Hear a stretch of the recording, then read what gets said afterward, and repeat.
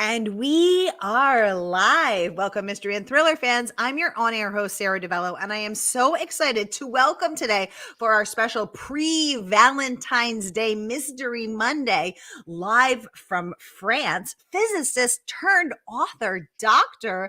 Lexie Elliott, here to give us the inside scoop on her brand new, red-hot, highly anticipated book, Bright and Deadly Things. Lexie, welcome to Mystery and Thriller Mavens. Tell us about this book. Well, first of all, thank you so much for having me. It's such a pleasure to be here. But yes, very happy to tell you about Bright and Deadly Things. It is a psychological suspense thriller, and we follow Dr. Emily Rivers, who is unfortunately recently deceased. Her husband is recently deceased. That made it a totally different novel. And she is a Oxford Fellow, and she's struggling with her grief, and she accepts an invitation to go to a rustic chalet in the French Alps, where she will be spending a week with a number of other people, some of whom she knows well and some of whom she doesn't know so well, but who are all from the university, from different stratas of the university, I'd say. So some are undergraduates, graduates, right through to very senior professors. And becomes apparent that there are tensions within the group. Before she even gets there, there's a break-in at home, and there are some strange things happening in the chalet. And she figures out pretty quickly that she'd better work out what's going on, because it's becoming quite dangerous for her. And I will leave it there. Quite dangerous and quite deadly. And just like that, Dr. Elliott hooks us good, reels us in, and we cannot wait to get into every delicious, deadly detail. So if you've been here before, you know the drill. And if you're new, welcome. We're so happy to have you. Here's the drill. Every Monday for #Mystery Monday, I give you my hand-picked featured authors of the most anticipated books of the year, and you get to ask them anything. So this is an opportunity to ask this incredible Scottish physicist turned thriller author anything about her process, her career, physics, the secrets of the universe, the cutthroat, competitive, deadly world of academia. I know I have a lot of questions. And the praise for this book has been absolutely incredible. And coming in from Paste Magazine, Liv Constantine, so many others. We're going to get into that as well. So if you have any questions for her, just get them going in the comments, and I will get them right over to you. Now, I do let people submit questions in advance, and we will kick off all those while everyone takes a quick moment to get their questions going. So first off, from, let me just get this right, Juju Beans Reads on Instagram. She's a book reviewer, and she wants to know, Lexie, how do you gain inspiration for writing a thriller? That's a really interesting question, because for me, what I'm looking for in a new project is more or less an atmosphere that really hooks me, maybe an atmosphere and a setting together that I keep returning to, that I think, oh, that's interesting. What might happen there? Let's go on from that and see what the characters could be, and so on. And you build it out from there. So, for example, for Bright and Deadly Things, I was thinking that it'd be nice to set something in the world of Oxford academia, but I didn't really want to do a traditional campus thriller. So I started thinking about how I could approach it differently. And then I remembered the chalet in Bright and Deadly Things, which is in fact a real chalet. I was invited to go there in the year 2000 when I was doing my doctorate at Oxford University. So that memory of that gave me the inspiration. I thought, right, this is a great opportunity to do an Oxford-based thriller, but not quite, something a little bit different. So maybe look for something interesting that's happened in your own life that's a little bit unique, had a bit of an interesting atmosphere that you can play on, and go from there. I love that. So you, having earned your PhD in physics at Oxford, wanted to set a book at Oxford, but not do a usual academic thriller. But then you had also gotten invited, and you went to this chalet. So was the vibe at Oxford or at the chalet a bit cutthroat, Lexie? Was it intense?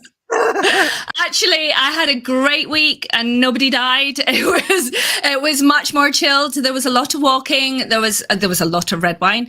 I'm not sure I did as much reading as you're supposed to do on these things, but I had an absolutely lovely time. But the chalet is very rustic. There's no running water. There's no electricity. And at nighttime, it has a certain atmosphere, and I think that comes through in the book. I love that. Now, Ruth Ware, your fellow UK-based writer, also just set her last book at Oxford. And this is such a storied institution, probably the greatest, most famous institution in the world. I've never even been there or set foot on its campus. When you arrived there to do your PhD, were you a bit starstruck, or were you, what was that like?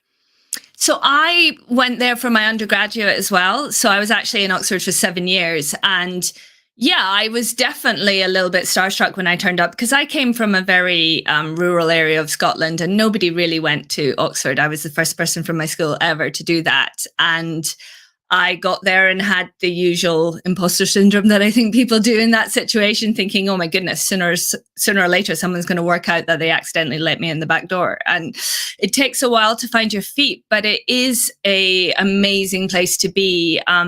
Just the buildings and the architecture and the setting and the history is amazing. And then you're around a lot of really bright, fun people who, yeah, sure, they want to study, but they want to have fun too.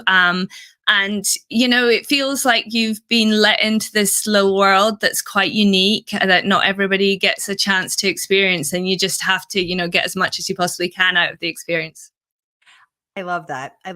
Now, Lexie, let's get into some of the praise that your book has earned. So let's kick off with Liv Constantine, who is the bestselling author of The Last Mrs. Parrish. And I'm going to pop that up so we can all read it together. I am thrilled to be hosting that sister team in May 22nd, before their next book comes out, The Senator's Wife comes out. So let's see what they have to say about your book. They say it is an atmospheric page turner set in the French Alps that will have you on the edge of your seat. An Oxford University reading party held at a remote chalet with no electricity or access by car turns deadly. Compelling and ingeniously plotted, Bright and Deadly Things is a stunning tale of intrigue and betrayal.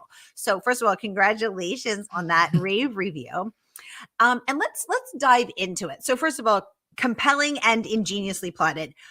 Do you plot, or did you fool Liv Constantine? No, I do plot, partly because my publishing editor requires it of me, but I think because I've also worked out that it's a pretty good thing to do. So what I do at the beginning of a new project is I first work up something very short that's maybe just a title and a blurb, essentially, where I don't really know every detail, but I've got an idea, a bit of a hook, shall we say, and I will share that with my agent, with my editor. And if we think it's something taking further, then I would work that up to a proper outline. And the outline would be around 5 to 7 pages. And essentially all the main beats of, the building of suspense and what really happens would be within that. But, if you don't stick to that when you're writing it, well, nobody's really going to be upset with you. It's just a really nice framework so that everybody sort of knows that there's a plan for this. And I found in every time that I've done an outline that there's been something fairly major that's happened when I've been writing the first draft that wasn't in the outline at all. And that's fine too. And I usually go with that because to me, that means the story is breathing its own life. And it's a little scary, but exciting. And I like that point where you think, oh, there's a little bit of magic happening. This is actually starting to take on its own steps. So how do you as a physicist explain that magic, or how do you accept that magic as someone who tried to study the science, who actually studied the science of how the universe works? How do you explain, reckon with, or just make peace with this idea of magic? Yeah, I think there's a lot we don't understand, and intuition and the pattern connections that we make as human beings. I don't think we understand that either. I'm not someone who feels that that we have to know everything either. I think some of the fun is in learning and finding out. And I think it would be sort of a disaster if we knew all the answers. And I am certainly someone who likes ambiguity. In my reading and in my writing, I lean into ambiguity. I don't feel that I need to spoon feed my readers. I think readers are very, very smart, and you should leave them some space. Ooh, so are there two parts of Lexie Elliott? Is there Lexie Elliott, comma, PhD, comma, physicist, who likes certainty and explanations in science? And then is there Lexie Elliott, comma, creative, comma, thriller writer, who likes the magic and who likes ambiguity in her reading and her writing? Or I'm just so fascinated by these. Yeah, I think the two exist, but I do think that the scientist side of me helps in the writing, because you need to be very disciplined. You need to be structured. You need to hold your whole universe in your head when you're writing a book. And I feel like that's something that you did within physics. You held the problem in your head and tried to look at the whole thing together. So that works. And, building a good thriller, there is a element of putting all the building blocks in place and making sure you dot your I's and cross your T's and making sure it all hangs together, which is very logical and sensible and so on and so forth. But, there is room for, as you say, the more creative side of me, which puts the flesh on the bones, because nobody wants to read just a nuts and bolts mechanical thriller. You want something where the characters live and breathe, and where you really are on a journey with these people, and you believe the thought processes they go through. You believe the decisions that they make. And some of them may make decisions that you hope you wouldn't make in that same situation. But you can understand why they did that, because they are realistic, authentic people. I love that. Anissa Joy is joining us, and she posted about your book in our Mystery and Thriller Mavens private Facebook group earlier. And Thank you. Yay. And she also is a bookstagrammer, and she posted about it on Instagram as one of the books she's so excited about coming out this week. Anissa, welcome to the conversation. Joining us from South Carolina. Welcome to the conversation. We have a mystery user saying, hi, Sara and Lexie. Sorry for being late. I'm in sunny, windy, and much cooler Southeast Florida. Welcome to the conversation. Thank you so much for joining us. We have another mystery user saying, FYI, we're just going to pop this back out. Lexie's book just got a rave review in the Associated Press. Bright and Deadly Things features a special kind of psychological horror that's just as terrifying in the dark of the night as in the light of day, akin to Ari Aster's 2019 film Midsommar. Both are mainly set in a secluded halcyon environment with a host of young academics in competing interests, peeling back reality and shaving away at the audience's touchstones to analyze psychology and human behavior. Now let's talk about that horror element. I wonder if they're referring to a certain clock, a certain creepy clock, or maybe other elements. Were you surprised when the AP described your book as horror, Lexie, or would you? I think there's an element of that, certainly. Yeah. There's 2 or 3 specific scenes that I think would fall into that category, and that's fine. I think a little bit of blurring of genres is absolutely fine, and just ratchets up that suspense that you're looking for. I mean, I just saw that review maybe 2 hours before I came on here, and I'm absolutely thrilled with it. It's so exciting. Do you read horror? Do you like horror? Do I read horror? I have done. I probably don't read a lot of horror. I mean, I read a lot of different genres. I probably read more in that kind of genre when I was a teenager. Excellent. Okay. We have a mystery user asking, Lexie, do your endings ever change from your outline or from your expectation? Ooh, me too. I want to know that. So let's get back to this. You have the hook of the idea. You send it to your agent. You whip up a 5 to 7 page outline, but then you said you like it, and I loved this term, when the manuscript starts to breathe on its own as this living, because I have this very vivid image of something that is living and breathing and alive. So then let's talk about that ending without giving anything away. Did you always know? Is that part of the magic? Fill us in on how that came. So normally I know Quite a lot about the beginning, maybe even the first line, certainly what the first scene looks like. And I usually know the same about the end. So I know where I'm starting and I know where I'm going, but the route in between is a little bit fuzzy. And that's fine. You can find your way as you go. But has the ending ever changed? No, I think in every one of my outlines, you would see in the finished manuscript that it picked up all those main beats, but you would also in the finished manuscript find a lot that wasn't in the outline. So it's probably more that other things come in rather than the ending completely changes. But I wouldn't be against that. If I got towards the end of writing the book and just thought this doesn't make sense, or my characters would refuse to do what I was expecting them to, then and they do that sometimes. You just can't get them there because it doesn't fit with them, and you've got something wrong, and you have to take a step back and reassess. So yeah, I wouldn't be 100% wedded to it, because probably what's trying to come through is a better book, and that's what I want to write. Is the best book I can write.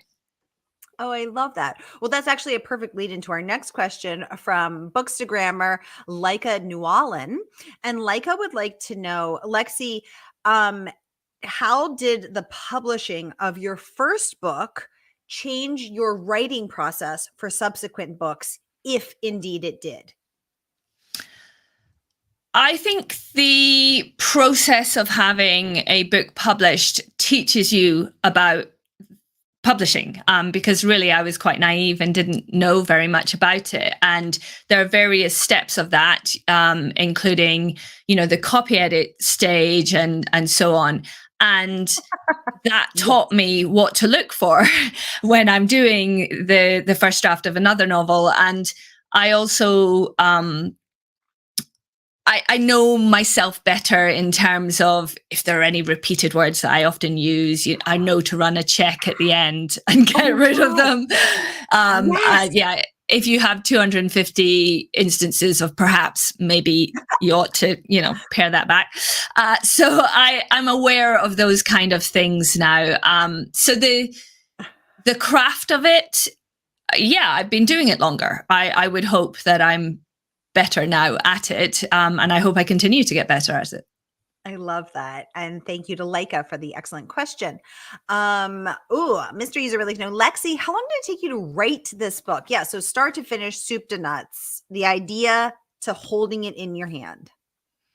From the very first back and forth on any idea for book 4, I would say it's probably 18 months. Some of that was, there was a few months of back and forth to get really settled on, yes, this is the project I'm taking forward. And then I think the original publication date was meant to be November, December, and it got pushed back. I believe there was a paper shortage. There was a paper shortage from China. Indeed, there was. Yes, and it pushed back a number of different books on the slate. Yeah. I think actual writing draft 1 was probably 6 to 8 months, and then quite a quick turnaround for second draft. There was a mini 2.5 draft, and then we were into all the other parts of the process, which take remarkably long. And reviewers like 4 to 6 months to review, which is amazing. But they do. They have so many things on their slate, so it really does get pushed out pretty long. I think that was one of the things that I was amazed at when I had my first novel published, was actually how long it takes. Yes, it is shocking, because I think that people have this idea of like, you write it, it takes you however long it takes you to write, maybe a year, maybe 10 years, however long. And then you turn it in, maybe you whiz through a quick revision process and then feed it into the printer and it spits out a beautiful book. And it's so much more of a marathon, a literal marathon of so many steps to that process. Thanks for talking about that. And there's a lot of people, and I would say a big thank you to all those people who are involved, because I really appreciate the effort. Yeah, exactly. Very appreciated, very necessary, leading, as you said, to a better book, because you want to write the best book you can and they want to publish the best book they can. And Nisa would like to know, do you start with plot, characters, or settings? So was it that Oxford slash French chalet? Was it Dr. Emily? Was it, was it the plot itself? Tell us that. For me, it's setting, almost always setting, because it sort of gives the atmosphere, and I have a sense that the characters don't reveal themselves to me until they know the landscape that they're going to be inhabiting. Because I think if you tried to put a bunch of academics, on a deserted island on a beach, it would be a very different story. Academics with pina coladas. I don't know. It'd be very different to putting them in the French Alps. So setting plays into what it is that you want to say and how it is that you want to say it. And once I have that setting firmly in my mind, then the characters will start to come forward. Ooh, so you give them a home and then see who shows up. Exactly. Build a house, open the door and see who moves in. Yeah, come on in. Maybe not you. Yeah, maybe not you. Lexie, since you are very structured, when do you usually write? Time of day or night? Yeah, so walk us through a day in the life of Dr. Lexie. So I normally start with some exercise, and then I will probably get any chores done. So often I'm not sitting down to write till around 11.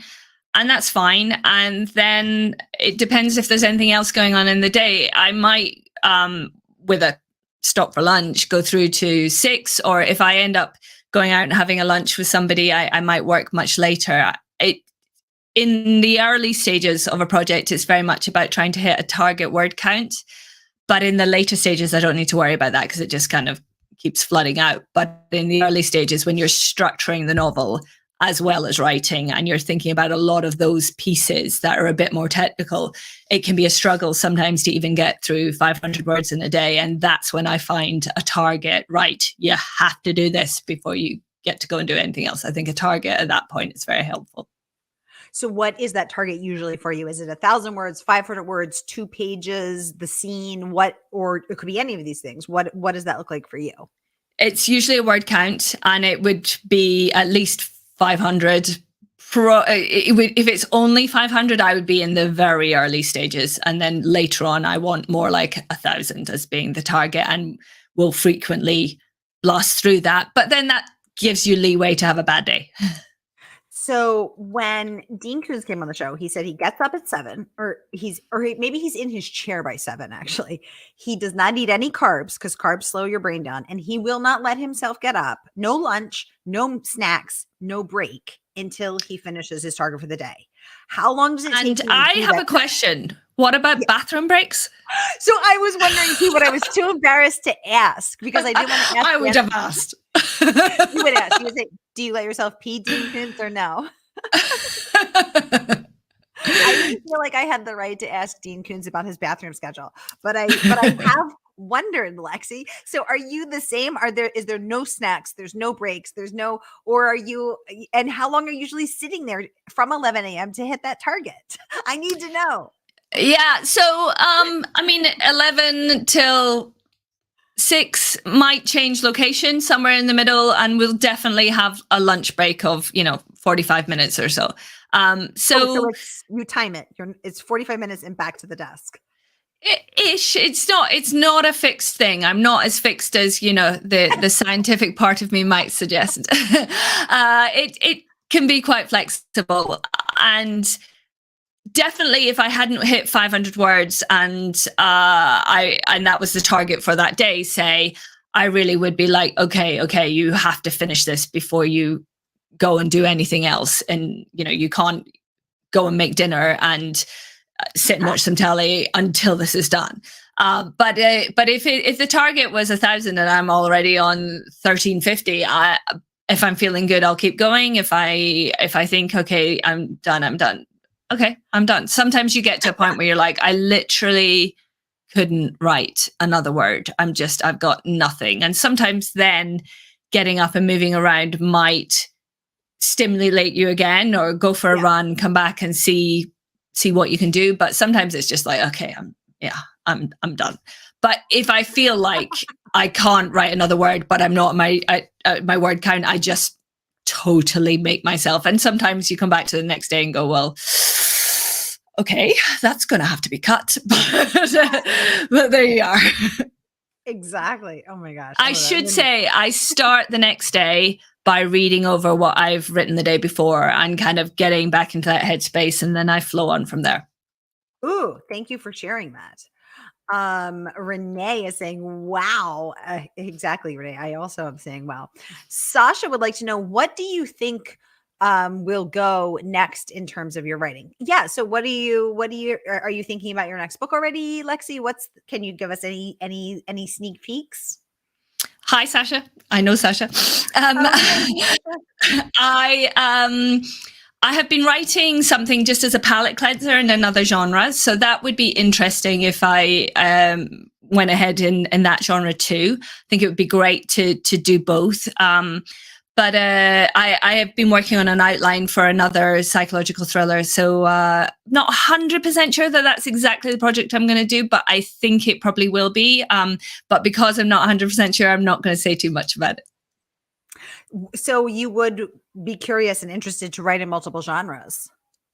Yeah, I would. I mean, I think it would have to be under a different name, because if I was writing this would be in a fancy genre. If I was writing that, that's not what Lexie Elliott readers expect. So it would have to be under a different name. But, I read in a lot of different genres. So I think my brain naturally creates stories in a lot of different genres. And do you know yet what your other name would be? No, I've been thinking about that. It is funny that it's such an important kind of identity question. I think it would have to be in some way linked, like maybe to my maiden name or something. But yeah, I'm not sure yet. Or Elliot could be your first name. You could just write under, Elliot Alexander or something. Yeah. There's a lot of possibilities. We could stay tuned, everybody. But I'm always think to myself, what would my name be if I had to go into the witness protection program, or if I had to, just, be someone else for a bit. Oh my goodness. Okay. Okay. Thank you for letting me know. Renee is saying that comment was the question about, do you, the last question was from Renee. So thank you so much for that great question about being structured, Renee, and whether, what time Lexie writes. And Renee's just wondering if we can see your name. Yeah. So Renee, we can see you now so above the stream in the announcement post, there's a link you can click to enable privacy settings if you want us to be able to see your name. But this is Mystery and Thriller Maven, so you can also stay anonymous and mysterious. Very on brand. Very on brand. Oh no, she's saying sometimes she's getting kicked off by StreamYard. Oh, I'm so sorry, Renee. I hope that resolves. I'm horrified to hear that you're getting kicked off. And thank you for logging back on and staying with us. Very appreciated. Okay, Renee would like to know also, are you going to go on a book tour for this book? If so, will you come to the US? So the amazing thing now is that so much can be done online. I can do this and be with you, and so actually I'm doing a lot of stuff like this, and have been for the last 10 days. We'll be doing for the next 10 days or so. I would love to come to the US at some point. So watch this space. Oh, perfect. Oh, here she is. Hi, Renee. There you are with your cute dog. Thank you. She says, I don't need to be mysterious. Oh, good question. She wants to know, do you listen to any music while you're writing? If so, what type? Cool question. Very good question. And I have thought about this, because what I listen to is music which has no lyrics, because if it has words, I get really thrown off and start listening to the words.